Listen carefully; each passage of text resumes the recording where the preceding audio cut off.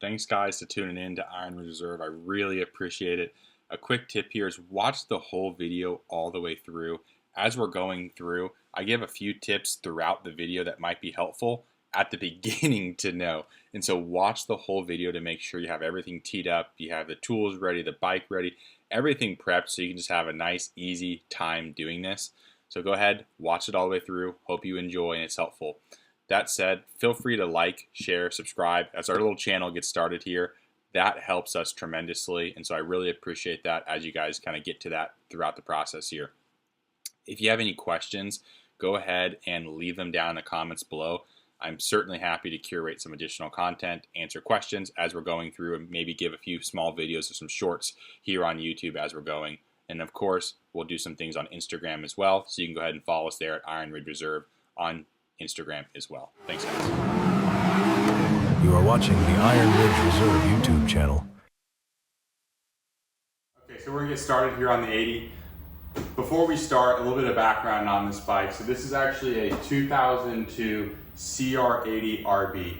And what the RB means is this actually has the long forks, slightly larger tires.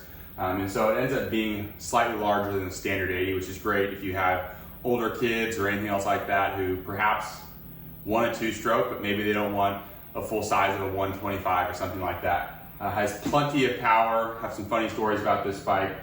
This one was done about 4 or 5 months ago by me here.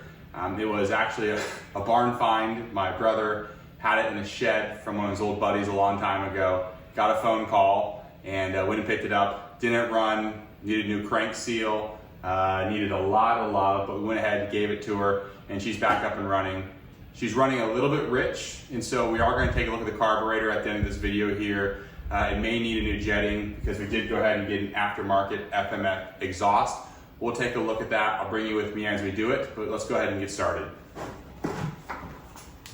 So the first thing you're going to want to have is a set of tire irons. Frankly, the first time I did this, I did it with a flathead. Did not work out very well. I ended up scratching the rim up a little bit. So I recommend investing in a set of tire irons. I got these off of either Amazon or Motorsport. I don't remember, but most everything comes from Amazon or Motorsport, just easy and reliable from there.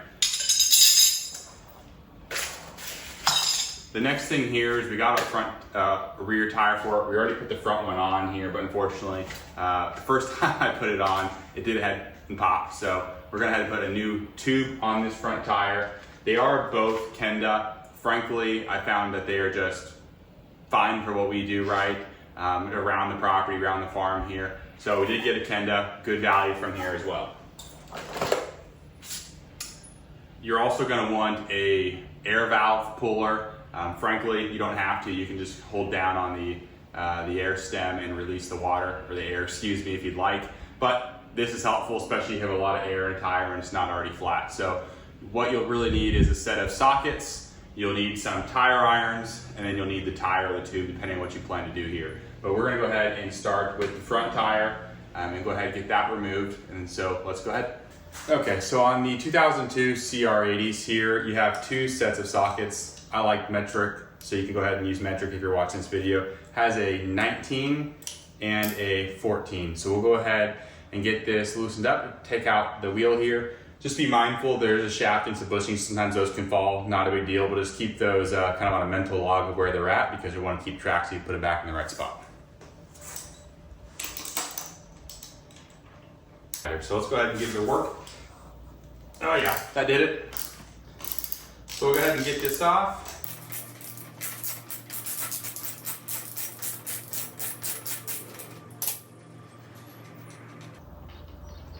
So this is the 19 millimeter. And then you have the shaft that goes through that's actually a part of the 14 millimeter. So you can just pull that through. Generally take a look at it if you want here. Thankfully this one's in pretty good shape, so we're gonna keep it, reuse it.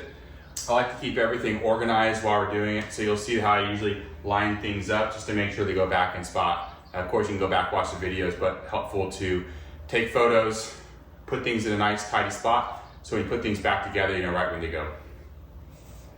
And this is what I'm talking about right here. There are some bushings that go right in between the wheel, housing hub, and the bolt themselves, so you put that right in here. And then same thing on the other side here.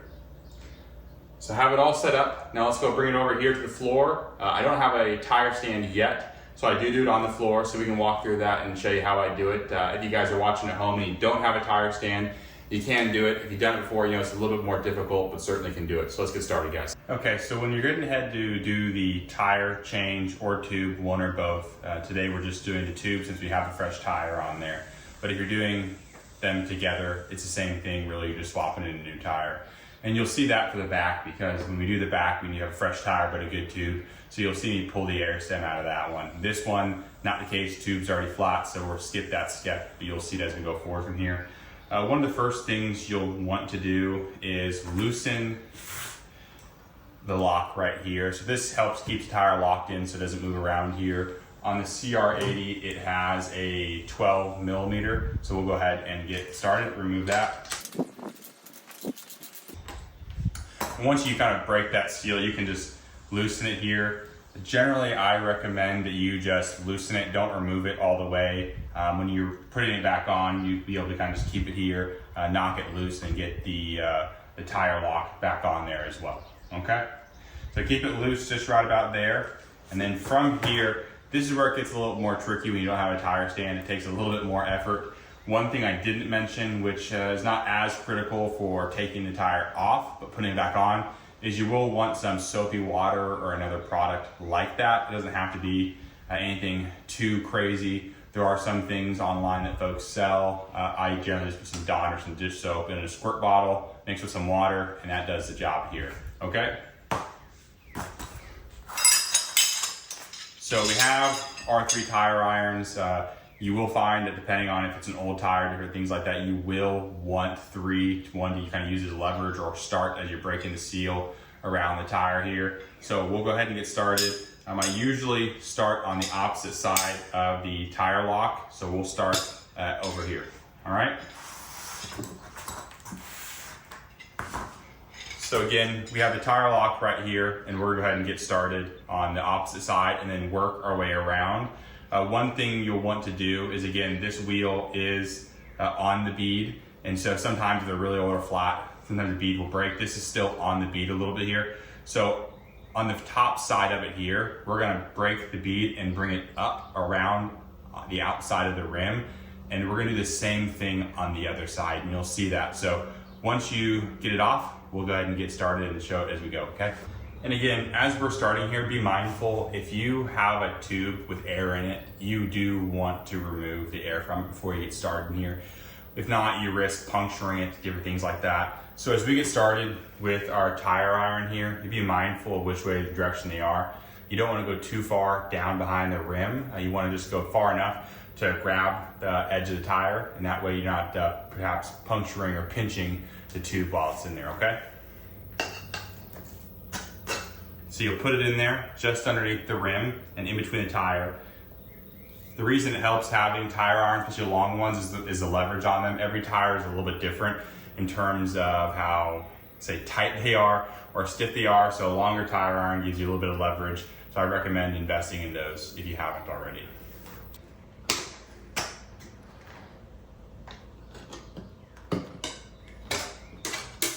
There we go. So once you get it brought over the tire, you'll just kind of want to work your way around.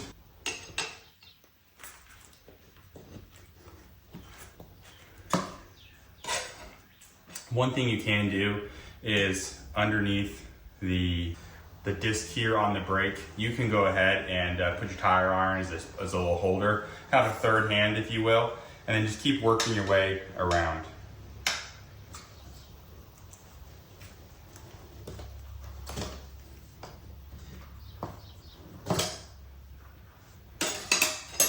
And then naturally it'll release a little bit as you go around.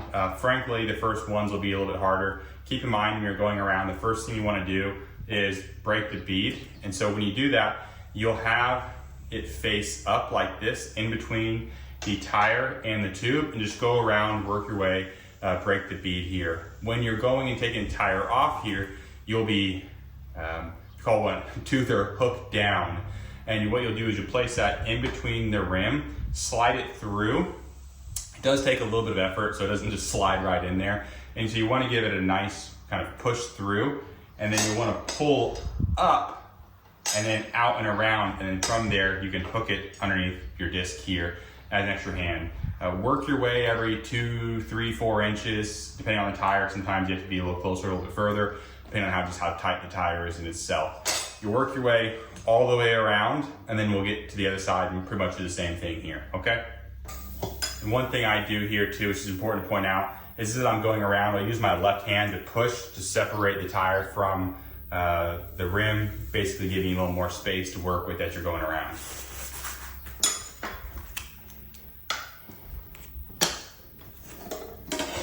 And then I'll just keep working my way around, keep switching, going back and forth, just give myself a little bit of hand. We are getting close to the rim lock here, so then I'll switch over, start back up here, and then we'll just keep going around and get to the other side, all right?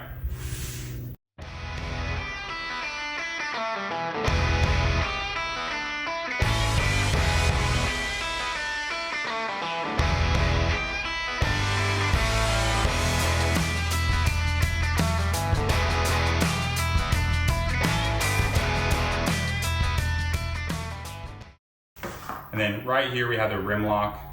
What some folks will do is they'll give it a little bit of a bump with a hammer, kind of just unseat the rim lock behind it and move it out. You can remove it if you want. It's really up to personal choice if you want to leave it in there or pull it out. Just one more thing to deal with as you go. So I just have a standard hammer here, nothing fancy, so we'll give it a little bit of a tap.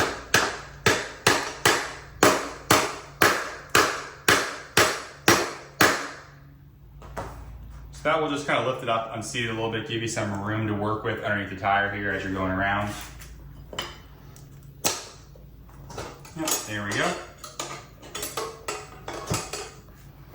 Go on the other side of the rim lock there, push, pull. So we got our tire out here. You'll see one whole side we have broken off around. We're gonna flip around and do the same thing here. And if it wasn't obvious to begin with, one of the big things when you're working on anything is either prep, space, keeping it clean. I used a cardboard box from some parts here for another build that we're gonna be showing on the channel here in a little bit. So I would highly recommend either putting it down. If you have a tire stand, that's great, because what you don't wanna do is be scratching the disc up, scratching the sides of the rims, and it just doesn't lend itself to as a pleasant working environment, okay? So let's get started on the other side here. Same method. We'll start on the opposite side of the rim lock. So I'll start over here. We'll work our way around, and then once you have it off, it'll be time for a new tube, and then we'll repeat. So let's go. It'll be hook side down. So again, you can pull it up and around. On this side, you don't have the disc, so sometimes it's helpful if you pull it up right here and you get stuck. Perhaps grab two. Kind of get a big bite the first time here. So when you lever and pull it around, sometimes you'll be able to get it up, sometimes not. So you kind of work your way over if you need a little more extra space to give you some help here. Give you a little bit of distance here, pull them up and around, and sometimes that'll be enough, just of a big bite to get it stuck over the other side of the rim here, okay? If not, what you can do is kind of work your way around, continue to go, hold these ones here. What I'll do is sometimes get in here. Once I have one hooked in here, then I'll come over to here.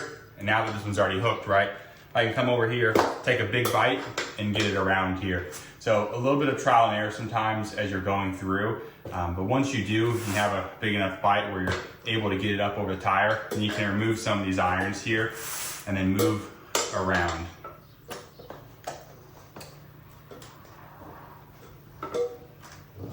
So I'll remove this one here. Again, use your hand to help support.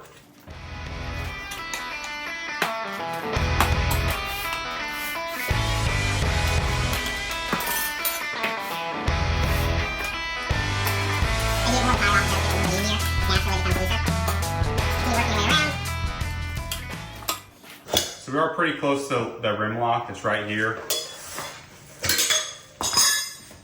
And so what we'll do is we'll go ahead and start over here, just work your way around, and then we'll be able to get the rim off.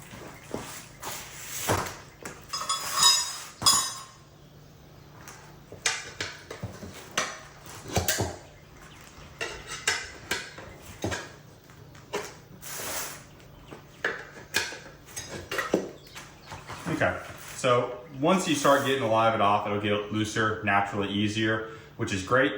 We have it all off here, so you'll see on both sides here, try to be as detailed as possible because a lot of videos I saw, things were missing, so I hope I don't miss too much here. But what you'll see is when you pull on both sides, the rim will be sitting inside the tire here, and you'll look at it here, you'll notice that you have the flap here, you have a flap here. Take a quick commercial break there. It's hot here in Texas. It's 90 or so right now, and we're outside working in an unair conditioned garage here. So as we left off there, as I mentioned, when you get it off, the tire will pretty much be sitting in, the rim will be sitting in the tire. And so what you want to do is, if you have a tire stand, it's a little bit easier.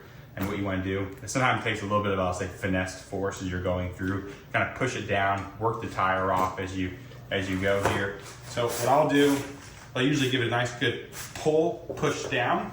I'll kind of work my way up here. Just pulling. Get my hand kind of behind the rim. Pull it up, work myself around.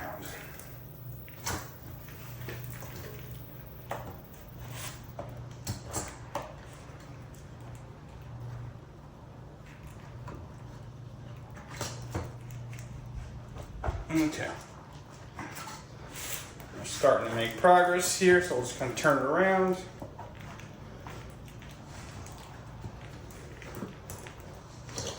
Okay.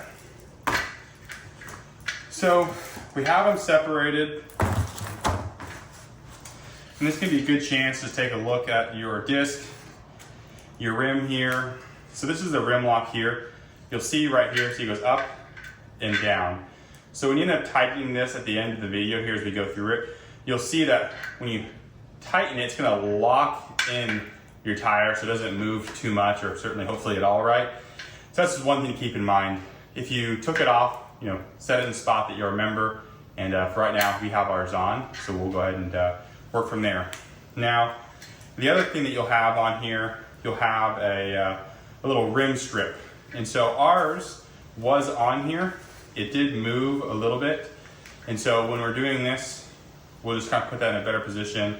I did check it earlier the last time I removed it. It was slightly ripped, and it won't make a big impact for the video or anything like that, or certainly your dirt bike. I had it on order. They're $2, and it's on back order, so it's not going to come for who knows how long. So we'll go ahead and just keep moving here. Okay. So we have our tube here. These are 70, 10, 19. That just refers to the sidewall height, the width of the tire, and then the 19 is the size of the rim.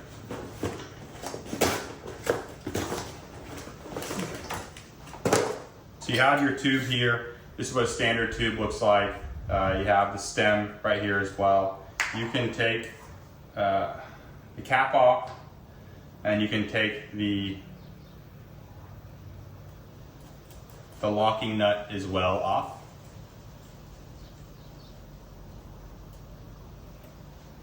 And set that aside. We'll use that here in a bit. Okay, we'll get prepped and get started here.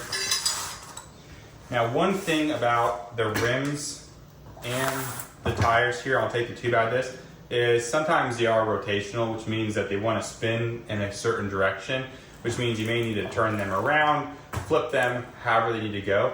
Actually, it is rotational. I'm sure it doesn't make too much of a difference for this tire, but you'll notice right here there is an arrow in the direction that it wants to spin. So in this tire right here, keep in mind, look at the tire, make sure either on the back side, if there's a sprocket, a disc, what have you. This will be the left side of tire, and then this has the arrow on this back side here. So it wants to spin this way. Our disc brake caliper is on the left-hand side, so these together need to move in a proper direction. Keep that in mind. If not, you may not notice, frankly, but it's what the manufacturer recommends for just proper use, and so keep that in mind. Okay, so one of the things you'll want to do is once you get everything set over and you have it in the right direction, like I said, on this side, the disc is on the left-hand side, and I know left-hand side with where the brake caliper is, that's the way it's going to want to spin. And then again, same thing here, just to check and make sure before you kind of get into it that you didn't mix anything up here. that our arrow is pointing this direction. So I know the two need to be like this. So we have our wheel lock on the side over here. And then we have our larger hole, which the Honda has. And that is where we're going to be putting our tube in here. So we'll get our tube set up. There's no air in here right now. Remove the washer or the nut if you hadn't already. And so what we'll do, what I like to do is just get a little bit of air in the tube. So we'll kind of just feed that in here. What will end up happening is when you feed a little bit of air into the tube, it'll kind of let it like sit and get set back into the tire there. If not, it kind of wants to flap around and it's not quite as stable as we'd like. So I'll work that in there. I have the tire on top of the rim. Just one thing I like to mention, Charles, to tell you all the details, so spare yourself a little bit of trouble as you go. At this point, you can put just a little bit of air in here. I have a little handheld air device here. You can put just a little bit of air, lock it down.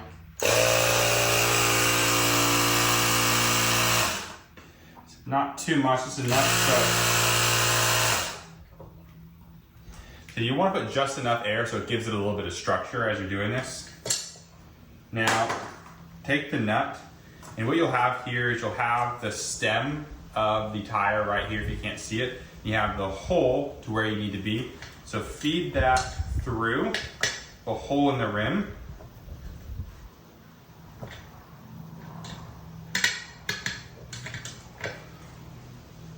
Take your nut, put that on the side of the tire here. Tighten that down. Okay. So once we get that, semi-loose in there, one thing that you'll want to do is just get kind of set up. We'll get reset up because what we have here are our tire irons again. We're going to want to work this back over here. So being that we're on the ground, it's a little different than when you're on a tire stand. First and foremost, one is make sure that the tube's in there fine, everything is in there all right. And so the first thing I do, get set up. You'll have the tire here on top of it. You'll have maybe 50% of it on there. And so what you want to do is start working it around. Just naturally, maybe with your hands, you kind of get it set to a spot that it gets it mostly on the rim. And when you're not on a tire stand or you don't have a bead buddy, I use the weight of my body, make sure I'm okay with the tube, and just give a good push down around the tire to make sure I don't pinch anything, but also keep the weight so the tire doesn't want to come back up off the side of the rim.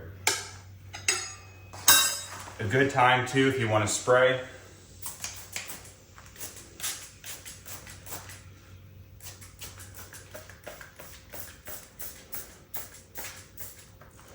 Again, I just use soap, Dawn, and water.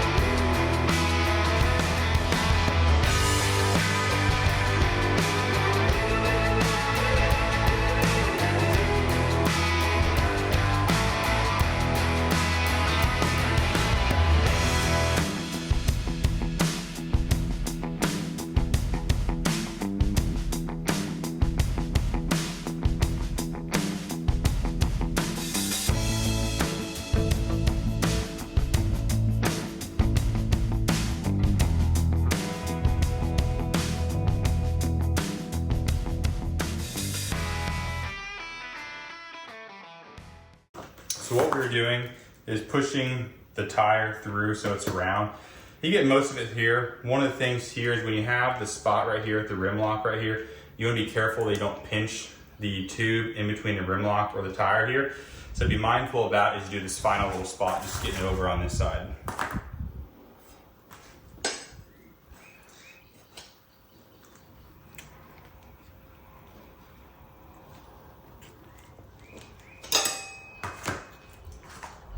Sometimes I'll give the rim lock tool a tap as I'm doing this to get it a little bit loose.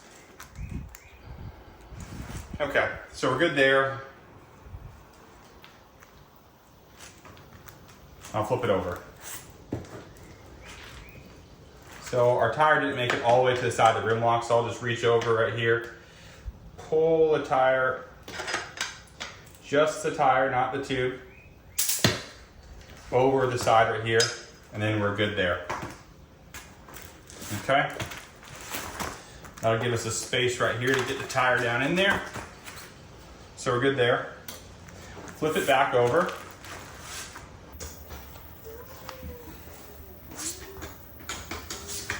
Okay, so getting this tire back on here, have it right here. It's not leaking or anything else like that, so we're all set. One of the things you want to do when you put this tire on is just make sure you align the disc right here back into the calipers here. Had some dirt, so clean it off. You don't want that getting in between there, creating any friction or scratches. So we'll slide that right in here, line it up.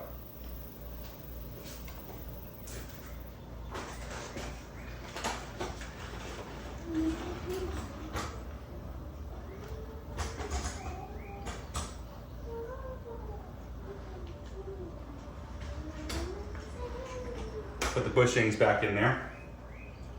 And once you get it lined up, and slide it in there, get it into a spot where it's good. Put the bushing back on the other side.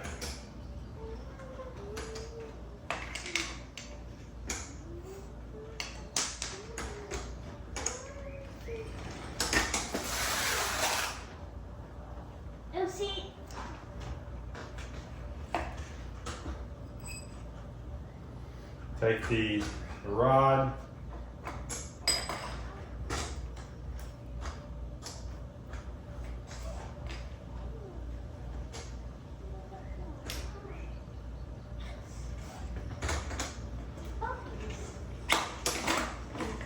wiggle it through, pushes this out. Make sure you just go back, take your time, push that through, make sure everything is aligned properly before you torque something down.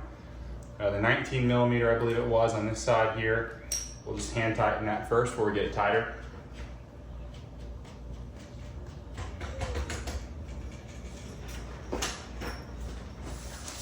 Okay, so we got the tire on there, everything's tight. When you're doing it, make sure you take a look at the tire and just straighten everything out with the front fender. You can line it up, eyeball it, and make sure you're ready to go there.